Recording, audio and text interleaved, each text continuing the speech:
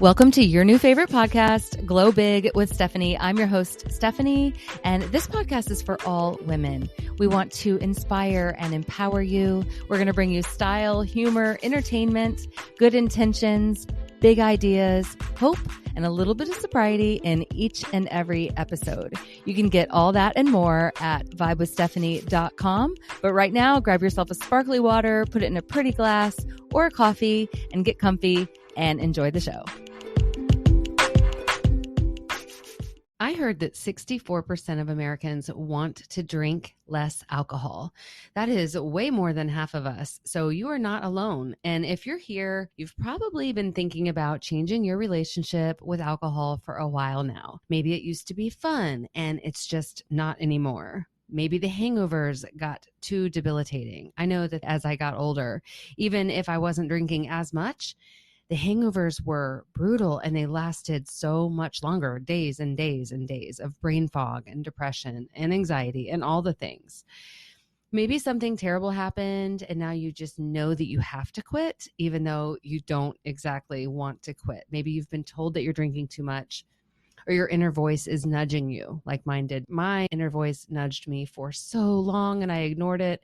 And I still feel guilty about that because I can remember being maybe 21 and feeling that nudge, like, please stop drowning me in wine. Please stop. And I just couldn't or wasn't ready, or I just couldn't at the time. So whatever your reason is for being here, for taking a little bit of this and a little bit of that, I'm happy that you're here. And hopefully this will open your eyes a little bit. So we're going to talk today about the most common beliefs that keep us stuck. So if more than half of us want to quit, but we keep drinking, let's find out why. Before we start, what is addiction? So the technical definition for addiction is a strong inclination to do, use, or indulge in something repeatedly. Is that how you feel currently about your drink of choice? That's how I felt about wine. It was a strong inclination and I did it repeatedly. And even when I didn't feel like drinking anymore, I drank. I drank to feel better, which we know now that you only feel better for 20 minutes and then you're back to depressive state and brain fog. It doesn't sound so scary when they make it sound like it's just a strong inclination, but I know the dark side. What's dark to some may not be dark to others, but for me, there was so much darkness and shame around my alcoholism that people didn't see. Of course they didn't see it. I'm bubbly and fun and putting my best face forward always. But how I felt inside was so gross and shameful. And I always felt like I was hiding something. Some of these beliefs are probably going to resonate with you. And I would love for you to comment and let me know which ones stand out to you. Here we go. The first one is you're not sure if what you're doing is that bad. So if you're not drinking in the morning, you might be like, oh, I don't drink in the morning, so I'm not that bad yet. And that was me for a long time. I was like, I'm not my mom. I'm still functioning. So I don't have a problem, but I don't want you to think that just because you're not drinking in the morning, nobody wakes up an alcoholic. You know, nobody just all of a sudden just comes out of the womb and we're an alcoholic and we're drinking out of paper bags on the side of the road, losing our jobs and our families and our houses. It's a slow process and it will sneak up on you.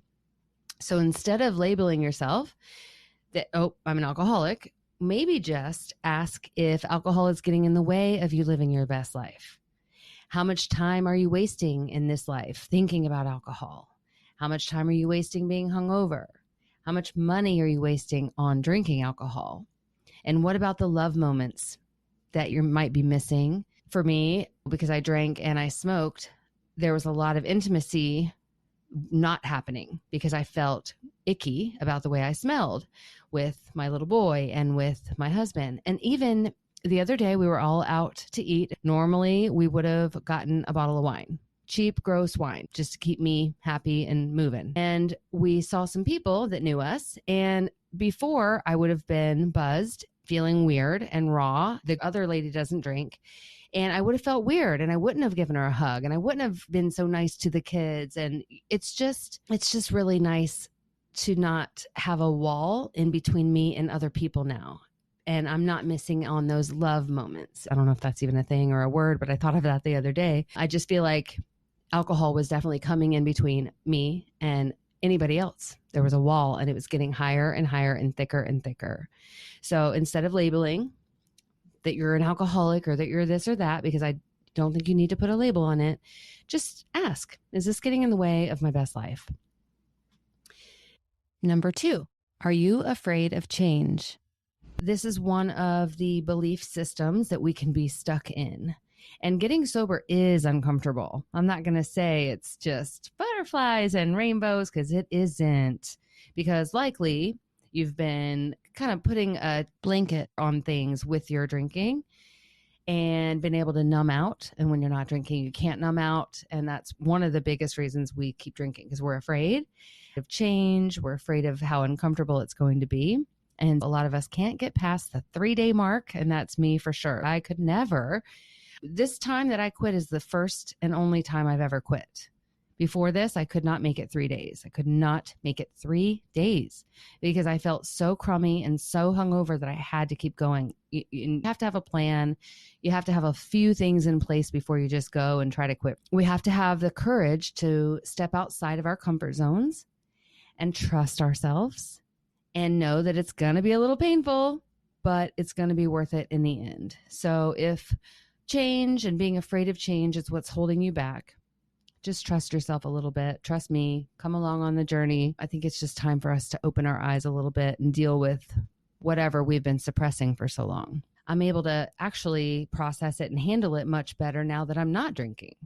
So do yourself a favor and just know that it is uncomfortable, and just trust yourself to get through it, because you will. Number 3, another belief that can keep us stuck is sometimes we think that we can't quit, and we quietly think that we're the only ones feeling this way.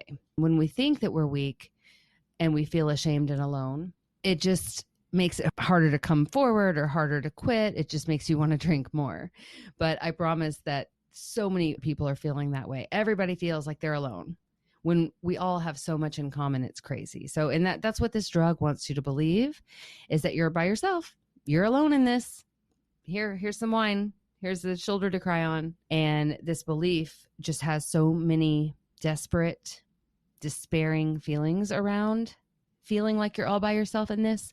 And it just couldn't be further from the truth. Take a look around, slap up a hashtag sober mom, sober life, sober curious, sober journey. And you'll find so many sober women who are going through it from full on experience. This is all kind of new to a lot of us. This is a new movement. And I wish it were around when my mom was in full addiction, but you're not alone. We're here. People just like you. I'm a 42-year-old mom. I've got a little boy. I'm running businesses. I own a home. I work, but I was drinking way too much and becoming dependent, and it was costing me my life. So you're not alone. Number 4, the thought of loving something and letting it go can be really terrifying. I mean, think about the breakups and, all the things that you love, and bread. I'm trying to do keto and I'm letting go of bread, and it's terrifying. That sucks. I don't want to live without bread. I'm actually trying to figure out a way out of that at the moment. I'm like, this is hard. And when I do eat bread, because I had bread yesterday, damn if I wasn't up 2 pounds today. Like, I know it's not pounds, it's water weight, whatever. But either way, letting go of bread, the idea of that is terrifying. When you are thinking about getting sober, you just don't know what to even do, because it's been part of your life for so long that it feels like a friend. And I can promise you it's not. All right, number 5. We also fear failing. That was a big one. I remember I was talking to Christina Watts and I said, I think I'm going to help other women get sober. But what if I drink? All of this is going to come crashing down. This was like when I first quit drinking. But what if I drink? And what if I fail? I was very afraid that I would fail. But if we always thought that, we would just go nowhere. So you can't fear failure. And also know that, because of course on this journey, I've been with people that I'm helping, and it's a learning experience. All you're doing is giving yourself more data, because these are things we've never done before. Likely you've never tried to quit before. So you're not going to succeed the first time. Just go ahead and plan that there might be some failure the first time. And failure is such a human emotion. We fear relapsing or having people laugh and point at us at our failure, or even worse, feeling like a failure. And failing forward is better than never trying at all. And it really is just a learning experience, giving yourself more data. One, I cannot remember where I got this. I think it was a book. It was for sure a book where she said, quitting drinking is like walking through a forest. You're having to push away weeds and push away all these things to get through to make a path because your brain has never walked that path before. So a lot of weeds, a lot of things you're having to push through. But the more you do it, the clearer the path gets, the clearer your brain pathways get. So you just got to get back on the horse and do it again and do it again and do it again until you have succeeded. Number 6, you probably have a complicated love-hate relationship with alcohol. I know that we love the buzz and we hate the consequence, but once we get out of that loop for 30 to 45 days, you will start to see what alcohol really is. It is not your friend. The romantic vision that you hold in your head about your alcohol of choice is going to start to fade away. And the freedom that you are going to get from this decision to quit is going to be so clear, and it is going to feel so good. I've never been this free. I do not have to worry about how I'm going to act. I do not have to worry about a hangover or a headache or treating someone in my family poorly or sending crazy text messages or posting something I didn't want to post, or if I can drive my car, or if I'm going to have wine here when I get home, or the cost of brunches and all of those things. And some people struggle with moderation, and that's one sign that you know it's probably time to let it go altogether.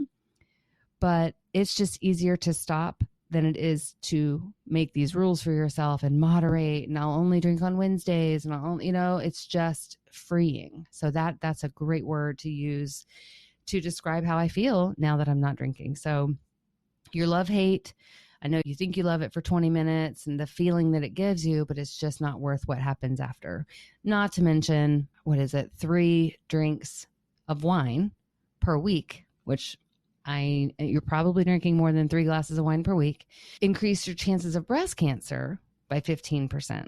Lastly, you probably think you won't be fun anymore. And I am going to be so honest with you here. You are not going to be fun in the first 30 days. You shouldn't be fun. Don't even think about being fun. Try to hold all your fun in if possible. Stay in your house. Stay with your shoes on. You can go walking outside. I don't want you to go try to be entertaining at a party, at a wedding, at anything. Like, stay in. Don't go to your girlfriend's house and sit on the couch and watch movies if that's what you guys do, and drink wine, or go sit on her back porch. It's just not, you're not going to be fun. And mainly it's because we've been drinking alcohol for so long, which fires up this dopamine in our brain. And it gives us this really good fake feeling of a drug, a high. And so our body doesn't make that on its own anymore because we give it the drug. Here you go, dopamine coming in. So our body stopped producing it, and it will never produce it at the level that wine or booze gave it to us. So when you quit, your body has to figure out how to get your dopamine back to you, and it takes a while. But can I just say how worth it the wait is? Because I didn't know this until I quit and started researching. But the things that should make me happy, playing soccer with my little boy, or just even watching him, or doing any kind of craft, or walking, gardening, nothing was making me happy. I didn't smile naturally. The only time I was lit up and having fun or looking like I was having fun is if I had a glass of wine in my hand. And that's because my body was stripped of dopamine and was only getting it when I drank. So the little things that were supposed to make me happy weren't. And when you quit drinking, you need to build up your dopamine. So, and that's going to take a while depending on how long you've been drinking. So for me, I don't know. I want to go ahead and say 15 days, my body started treating me a little better. My brain kind of cleared out of the fog and I started smiling again. But then I still had ragey, manic-y moments. But you may not be as heavy of a drinker as I was, and also so predisposed to it. This may not be the same for you. Everybody's different, but it is going to take a little bit of time for your dopamine to get back. Getting sober is not that pretty. It's not that fun, or everybody would do it, but you will be fun again. You're going to get your own dopamine back. I'm funny now. I crack up perfect strangers at the store. I'm always making jokes now. I am back. My real self is back. I might even give somebody a hug now because I don't feel like I stink and I'm gross and I'm disgusting inside and all of these things. Will I dance on bars again? Probably not. But I'm going to be smiling genuinely, and your smile will return again soon. So that's my list of the most common beliefs that we have that are keeping us stuck. 1, you're not sure what you're doing is that bad because we don't drink in the mornings. 2, you're afraid of change. 3, you think you can't quit and you quietly think that you're the only one in the whole wide world that feels this way. You're the only one who's drinking too much wine. And I bet you $1 million your friends are feeling the exact same way. I bet you $1 million. They might not admit it because not everybody's ready to quit, but I bet you they're all feeling the same way because more than half of Americans do feel that way. Number 4, the thought of losing something that you love, that you think you love, is terrifying. 5, you fear failure. 6, your relationship with alcohol is love-hate. We love the buzz, but we hate the consequences. And then 7, you don't think you're going to be fun anymore, which you totally are. Trust me on that. It'll come back. So I hope that helps and brought you some insight. And I would love, love, love to hear your feedback on these podcasts. I really have a good time making them, and I hope that you're gaining something from it too. Have a great day.